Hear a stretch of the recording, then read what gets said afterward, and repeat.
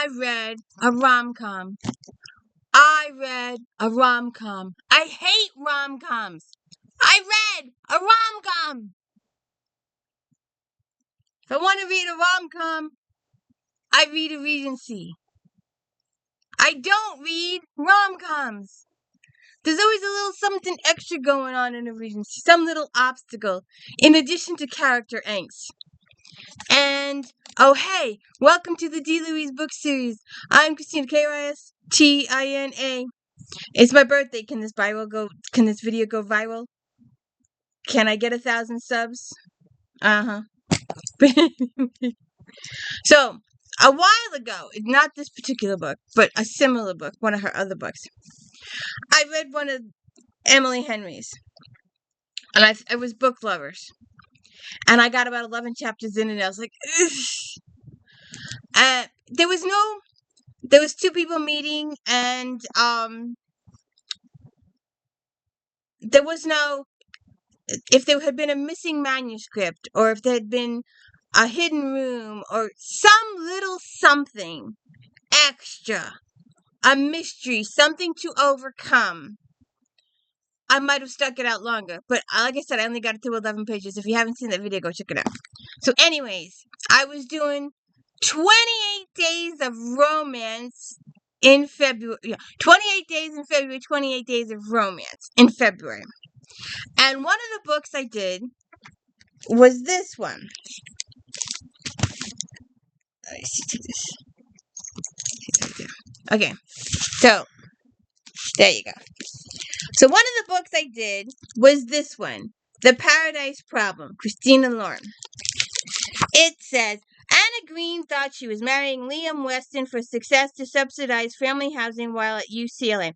She also thought she signed divorce papers when the graduation caps were tossed and they both went on their merry ways. 3 years later, Anna is a starving artist living paycheck to paycheck while Liam is at Stanford professor. He may be one of the 4 heirs to the Western food conglomerate, but he has little interest in working for the heartless corporation his family built from the ground up. He's interested, however, in his $100 million inheritance. There's just one catch. Due to an antiquated clause in his grandfather's will, Liam can't claim the money until he's been happily married for 5 years. Just when Liam thinks he's in the home stretch, pressure mounts from his family to see this mysterious spouse, and he has no choice but to turn to the one person he's afraid to introduce to his presenter parents, his unpolished, not-so-ex-wife. But in the presence of his family, Liam fears quickly shift from whether the feisty, foul-mouthed, paint-splattered Anna can play the part to whether the toxic world of wealth will corrupt someone as pure of heart as his surprisingly grounded and supportive wife. Liam have to ask himself if the price tag on his flimsy cover story is worth losing that sprouted from a lie. So, I had to read, but I had to get through Diana Freeman's stuff first. And my birthday present arrived, and I wanted to dig into that, but I wanted to get through this first. I was so intrigued. I wanted to know what happened. I wanted to know how I know it was going to happen. You know it. You know that they're going to get together in the end, and you know they're going to live happily ever after. That's a rom-com. But I wanted to know how they got there. I'm a spoiler person. I love spoilers.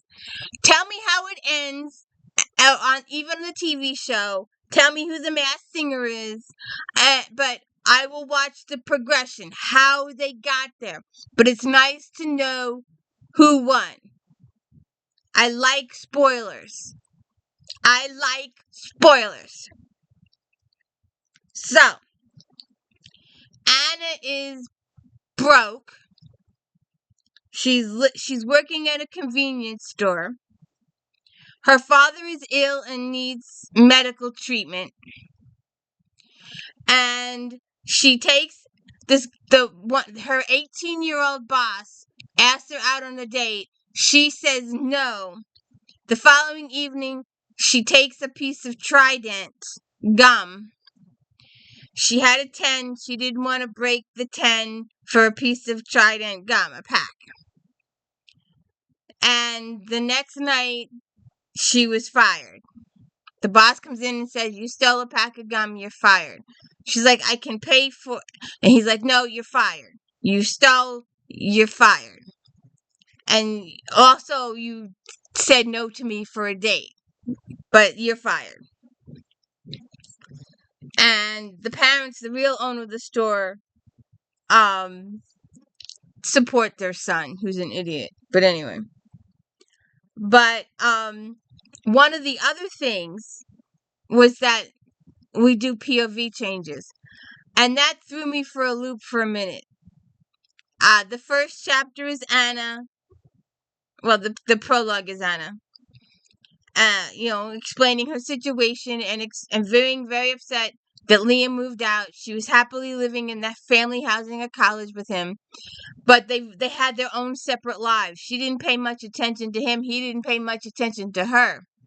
Until the day he moved out, when he took all his stuff with her and left her in an empty room. All she ended up was with the couch and the TV, I think.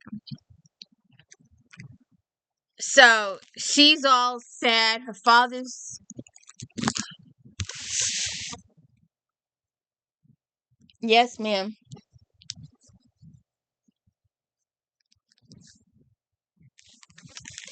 So then, see, I was thinking that it was my mistake. It was my error. But when I got to chapter 2, I didn't notice the change in the POV. And that was my error. Because I'm reading here that I'm at the checkout line and I'm trying to pay and trying to pay for a bottle of water and it's not going through. And I'm thinking it's Anna and she may, have to dig out some cash to pay it if her electronic stuff doesn't have money on it.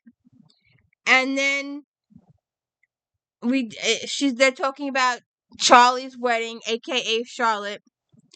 And I'm like, huh? So I had to go back and I was like, oh, it's Liam's chapter. Oh, well, that explains my confusion. So his mom calls him and says, we want you to bring your wife to Charlotte's wedding. And it's on a Singapore tropical island. They're having a bunch of bigwigs there. The whole family's coming. They want to meet his wife. So he goes to Anna and he tells her that he needs her to be his wife. And he explains the papers that she signed, and they were never actually divorced, and she may not have been entitled to some money, and she didn't know anything. She didn't know zip, zero, zilch. She never read any of the paperwork. She just signed it. So, they negotiate. He comes to a place and says, I need you to come to the wedding. I will give you X dollars. I will give you a gold or silver or platinum, whatever credit card he gives her. Carte blanche. She probably spends 50 to 100 grand on clothing, and she doesn't know what her best friend Vivi picked out all her stuff. And they got her hair done and her nails done and other stuff done, and they go on this plane and they go to the island, and his father is head of a grocery food chain, and he wants Liam to be the new head, the figurehead of it, and he wants to have a 3-year transition period of time. Liam is working as a professor. He wants zero part of the company. Zero, zilch, zero. His brother, on the other hand, wants it all. He's been working for the company. He's been trying to please his father for up to 10 years. And he's pissed off at Liam because he believes in his mind that Liam wants the company. And Liam keeps saying, no, no, no, no, no, no, no, no, no, no, no. The father keeps telling the kid, yes, yes, yes, yes, yes. And the idiot kid believes the father, not the brother. And he gets very jealous and he hates his brother for taking over his, the thing that he believes he's rightfully, he knows how to run the company. He's in the company and he wants to be promoted to CEO. And he doesn't believe Liam when he tells him, I don't want to do this. I want no part of this. I have a life. And Alex is very selfish and totally 100% believes the father and not him. And that will lead to trouble at the end of the book. Major, huge trouble at the end of the book.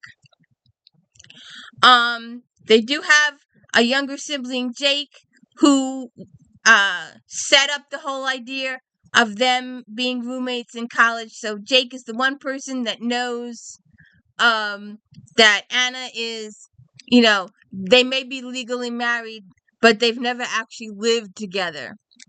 And so they're trying to sell this. Anna and Liam go into this as a business arrangement. And it's just, she is, the five and dime girl. He doesn't think anything about dropping, 10 or 20 grand. There is a really, really, let me see if I wrote it down. All right, I'll get back to that in a second. So, the whole reason for this, and I forgot to mention, sorry, my error. The whole reason for this fake,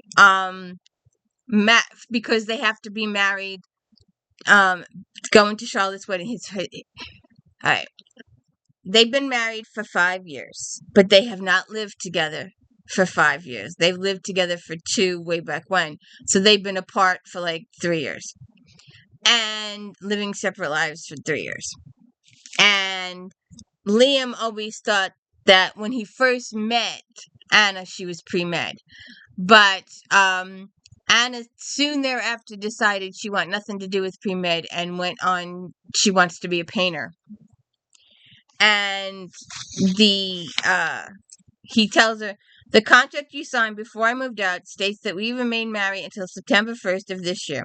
I count out the remaining months of my fingers, May, June, July, August, 4 more months to go. Oh, that's not so bad.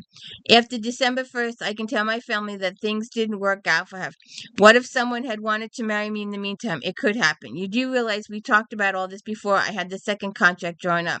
It is possible. I felt a lot of irrelevant details. I had a lot going on. I was graduating and finding a new place to live and dealing with the stuff at my dad's. Whereas till now I had no idea what was going on. How am I supposed to tell my family? Thanks. We're still married, but there's tension with my father. He wants me to return to the family company. If my father suspects my marriage is fraudulent, he used my inheritance as leverage to get me to come back. I can avoid the conversation if I don't see him, but seeing him is about to be unavoidable unless you help me. I'm concerned that he'll begin to whether I married you to trigger my inheritance because you did, not intentionally. And they go through all this other stuff. But I wanted to read. I have to find it. He tells her what to wear. That kind of bugs me a little bit. Her friend Vivi picks out all the her clothing. But I wanted to read this one part. It really hit home. So the couple had planned to go on a honeymoon. And the establishment where they went on the honeymoon had the pipes burst. So the father says, well, we'll just buy you a house in the neighborhood. And, we'll buy a house in 24 hours and you'll be able to go. Fully furnished, what the hell. So Anna says to Liam, there are people out there who have to choose between buying food and getting their prescriptions filled because money is so tight and your family is buying an entire house because a pipe burst in the honeymoon rental. It's gross, she gasped, looking away so I won't see her lose the battle against crying. I'm sorry I brought you here. Or not. Or am I? She lets out a coughing laugh, wiping her nose with a free hand. I don't even know what to feel after that. I want to have met you again. I want whatever this is between us, and we wouldn't have it if we hadn't come here. And truthfully, I'd let myself enjoy the fairy tale of this. Everything about this experience is seductive. The island, the food, the parties, the spa, the clothes. But is it worth it? I don't think so. I feel like I lost some innocence here. There that maybe I shouldn't have held on to. But even if it made me naive, I'll miss it. I wish I still believed somewhere inside me that rich people like this didn't actually exist, that they didn't view people like my father and me with such disdain. And that's true. The upper class in this country, in most countries, treat the poor differently than they treat their neighbors. It's just absolute truth. So they go to the wedding and they go to the spa and they eventually get close to each other. And there's a clause in the grandfather's will that his siblings are not aware of. And the clause says that if child A breaks the contract in whatever way, breaks the clause in the will, that all 4 siblings lose the money and it goes to charity. So 3 of the 4 siblings have been married for several years, have children, have established lives. And like I said, the one guy wants to be CEO. And the father ramrods or railroads Liam into, like I said before, he wants him to be CEO. And he has editor Forbes come down to do an interview on how his son's going to take over the company. And there's going to be a 3-year period of time. And then he's going to retire and his son's going to control the whole thing. And Liam keeps going, no, no, no, no, no, no, no, no, no. And his father keeps going, yes, yes, yes, because I've got this stuff. This stuff happened, and I'm holding this thing over your head as blackmail. And like I said, the brother Alex does not believe.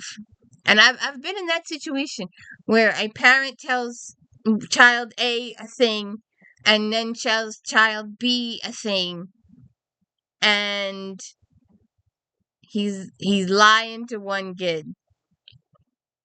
And no matter what you tell the kid, he will never believe the truth. Ever. Ever. They will believe the parent's word totally.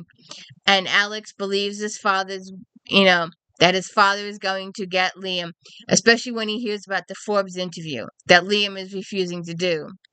And he keeps telling his father, no, no, no, no, no, no, no. So Alex does something and the father does something. So to find out what happens there, you'll have to read the book. I don't want to spoil it too much for you. But I read a rom-com and I read the entire thing. I read the entire book. It was good. And I can't wait to get on to my next book. So if you could please hit the like and subscribe, I'd appreciate it. If you could please check out JD Rob's Saturdays. We're spoiling the characters. If you haven't seen the reviews, go watch my reviews and then follow through with the spoilers for the characters. In Death, DeLuise book series. I made a list. Don't forget If Then Fridays. If you like this book, then you might like that book. Star Trek Next Generation and or Star Trek Voyager recaps on Fridays. We got Flashback Monday. I could use a few suggestions with that. We have Unboxing Sundays. And I'm looking for a video camera and I can't find. Every single last one of them has audio problems. So we'll have to see what happens there. So have a good one. And I read a rom-com and I liked it. Go figure.